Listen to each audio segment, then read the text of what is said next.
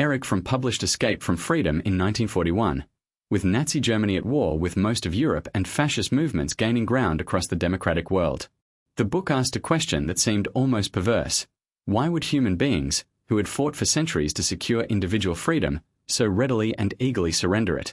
Fromm's answer drew on psychoanalysis, Marxist sociology, and existential philosophy to produce one of the most psychologically penetrating analyses of political authoritarianism ever written. Fromm's starting point was historical. Medieval society, for all its poverty, hierarchy, and religious compulsion, offered its members something that modern capitalism does not: a sense of belonging. The peasant, the craftsman, and the feudal lord each occupied a fixed and defined place in a social order that was experienced as natural and God-given. Identity was not a personal project. It was given by birth, location, guild, and church. The freedom such a person lacked was real, but what they possessed in exchange was a sense of meaning, connection, and social rootedness.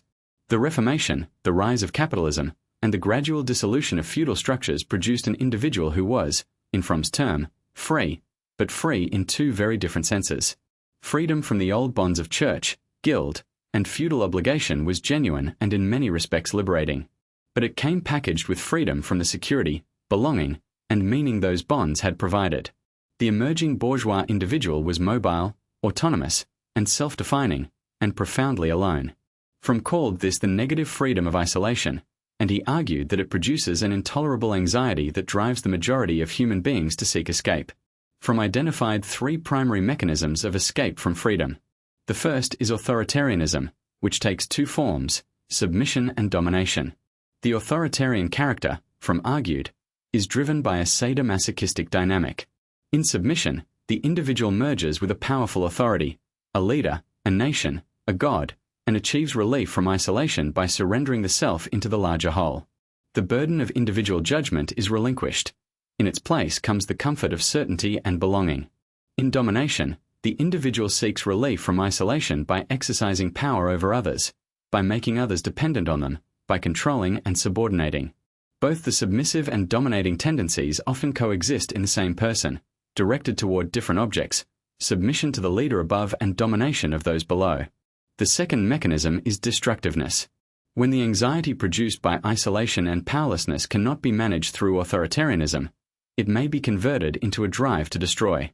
If I cannot be part of life, if I cannot connect with others, if I cannot create meaning, then I can at least make others as powerless as I feel, or eliminate the world that fills me with anxiety.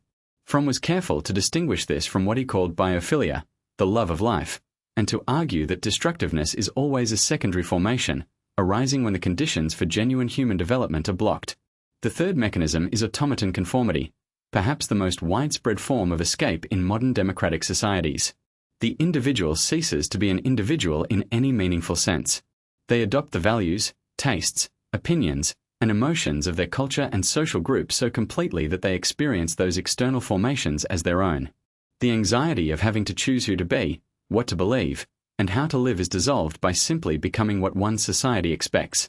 Fromm noted, with dark irony, that this form of escape leaves the illusion of freedom intact. The conformist believes they are making free choices because they are not experiencing overt coercion. But their choices are not authentically theirs. Fromm's analysis has implications far beyond its historical context.